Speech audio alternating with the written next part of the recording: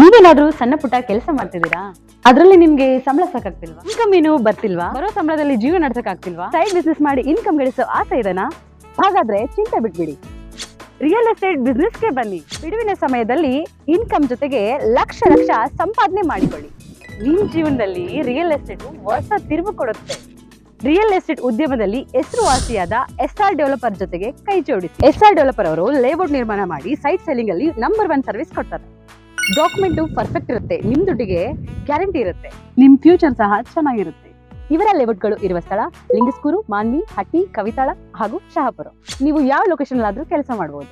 ಒಂದು ಕರೆ ಮಾಡಿ ಅಥವಾ ಕಚೇರಿಗೆ ಭೇಟಿ ನೀಡಿ. ನೀವು ಒಳ್ಳೆ ಉದ್ಯಮದಲ್ಲಿ ಭಾಗಿಯಾಗಿ ನಿಮ್ಮ ಲೈಫ್ ನ ಲೀಡ್ ಮಾಡ್ಕೊಳ್ಳಿ.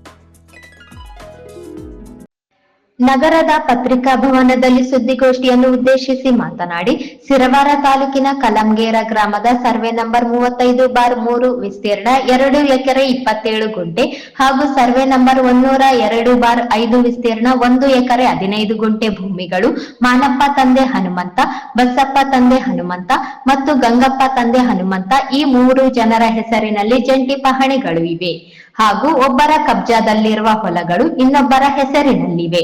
ಹೀಗಾಗಿ ಈ ಭೂಮಿಗೆ ಸಂಬಂಧಪಟ್ಟವರೆಲ್ಲರೂ ಹಿರಿಯರ ಸಮ್ಮುಖದಲ್ಲಿ ಭೂಮಿಯ ಎಲ್ಲಾ ಗೊಂದಲಗಳನ್ನು ಬಗೆಹರಿಸಿಕೊಳ್ಳುವುದಕ್ಕಾಗಿ ಒಂದು ಕರಾರಿಗೆ ಒಳಪಟ್ಟು ಕರಾರು ಪತ್ರವನ್ನು ತಯಾರಿಸಿ ಅದರ ಪ್ರಕಾರ ಎಲ್ಲರೂ ನಡೆಯೋಣ ಎಂದು ಕರಾರು ಪತ್ರಕ್ಕೆ ಸಹಿ ಹಾಕಿದ್ದು ಇರುತ್ತದೆ. ಕರಾರಿನ ಪ್ರಕಾರವೇ ಭೂಮಿಯನ್ನು ಪಡೆದಿದ್ದರು ಭೂಮಿಯನ್ನು ನಾವು ಕಾನೂನು ಬಾಹಿರ ರೀತಿಯಲ್ಲಿ ಪಡೆದಿದ್ದೇವೆ ಎನ್ನುವ ಆರೋಪ ಸುಳ್ಳು.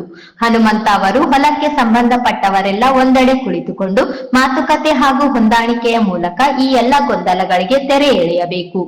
ಇಲ್ಲವೇ ಕಾನೂನಾತ್ಮಕವಾಗಿ ಅವರು ನ್ಯಾಯಾಲಯದ ಮೊರೆ ಹೋಗಿ ತಮಗೆ ಸಂಬಂಧಪಟ್ಟ ಹೊಲವನ್ನು ಪಡೆಯಬಹುದಾಗಿದೆ. ಅದು ಬಿಟ್ಟು ವೃಥಾ ಆರೋಪ ಮಾಡುವುದು ಸತ್ಯಕ್ಕೆ ದೂರವಾಗಿದೆ. ಅಂತಹ ಕೆಲಸದಿಂದ ಅವರು ಇನ್ನು ಮುಂದೆ ದೂರವಿದ್ದು ಅಣ್ಣ ತಮ್ಮಂದಿರಂತೆ ಕೂಡಿ ಬಾಳುವುದರತ್ತ ಲಕ್ಷ್ಯ ಕೊಡಬೇಕೇ ವಿನಃ ಹೆಣ್ಣು ಮಕ್ಕಳನ್ನು ಮುಂದೆ ಮಾಡಿ ಜಗಳಕ್ಕೆ ದಾರಿ ಮಾಡಿಕೊಡುವ ಚಾಳಿಯನ್ನು ಬಿಡಬೇಕು ಎಂದು ಸಲಹೆ ನೀಡಿದರು.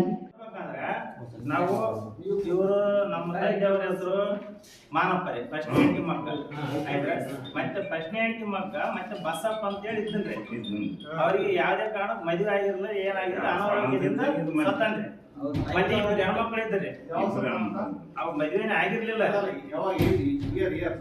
ಏರು ನಾವ್ ಇನ್ನೂ ಹುಟ್ಟೇ ಇರ್ಲಿಲ್ರಿ. ಅವ್ರು ಇವಾಗ ಏನ್ ಮಾಡ್ಯಾರ, ಡೆತ್ ಸರ್ಟಿಫಿಕೇಟ್ ಕೊಟ್ಟಿರ್ತಕ್ಕಂಥ ಅಧಿಕಾರಿಗಳು ಏನೋ ಆಕ್ಸಿಡೆಂಟ್ ಆಗಿ ಏನೋ ಮೊನ್ನೆ ಸತ್ತಾನ ಅಂತ ಹೇಳಿ ಕೊಟ್ಟಾರ್ರಿ. ಅದ್ ಯಾವ ರೀತಿ ತೆಗಿಸಾರೋ ಗೊತ್ತಿಲ್ಲ ನಮ್ಗೆ.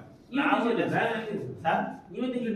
ಸರ್ ನಾವ್ ಹೆಂಗ್ ತೆಗಿಸ ಅವ್ರು ಮಾಡ್ಬೇಕಲ್ಲ ಸರ್. ನಾವೇನ್ ಹೇಳಿ ನಮ್ಗೆ ಡೆತ್ ಸರ್ಟಿಫಿಕೇಟ್ ಬೇಕು, ಬಟ್ ಸತ್ತಿರೋದು ನಾವು ಇನ್ನೂ ಹುಟ್ಟಿರ್ಲಿಕ್ಕೆ ಮುಂಚೆನೆ ಸತ್ತಾರ. ಅವ್ರು ಏನಂತಾರ, ಮಾನವ ಮಕ್ಕಳು ಅವರಲ್ಲಿ ಇಲ್ಲಿ ಸೇರಿ ನಮ್ಮ ಆಸ್ತಿ ಉಳಿಸೋಗಿ ಮಾಡಿರಂತ ಅವ್ರು ಮಾಡ್ತಾರೆ ಸರ್. ಇವಾಗ ಡೆತ್ ಸರ್ಟಿಫಿಕೇಟ್ ತೆಗಿಸಿರೋದು ಕನ್ಫರ್ಮ್ ಸರ್.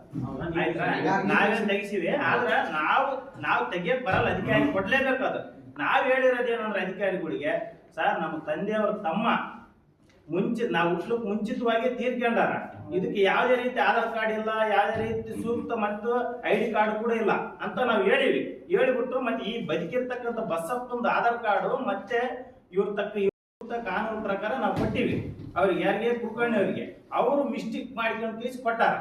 ಇದ್ರ ಬಗ್ಗೆ ಇವ್ರು ಏನ್ ಹೇಳ್ಯಾರ, ನಮ್ಮ ಅಣ್ಣ ಮತ್ತು ಗಂಗಪ್ಪ ಮತ್ತು ನಮ್ಮ ಸೋದರರಾದ ಅಣ್ಣ ನನ್ನ ಆಸ್ತಿನ ಅಷ್ಟು ಸಂಪೂರ್ಣವಾಗಿ 29 ಎಕರೆ ಲೂಟಿ ಮಾಡ್ಯಾರ ಅಂತ ಕೊಟ್ಟಾರ, ಅಕ್ರಮವಾಗಿ ಮಾಡಿಸ್ಕೊಂಡಿರ್ತಕ್ಕಂಥದ್ದಂತ ಕೊಟ್ಟಾರ. ಇವಾಗ ಅವ್ರ ಆಸ್ತಿ ನಂತರ ಯಾರು ಮಾಡಿಸ್ಕೊಳಕ್ ಆಗಲ್ಲ, ಯಾರೇನು ಅದನ್ನ ತಗೊಳಕ್ಕಾಗಲ್ಲ.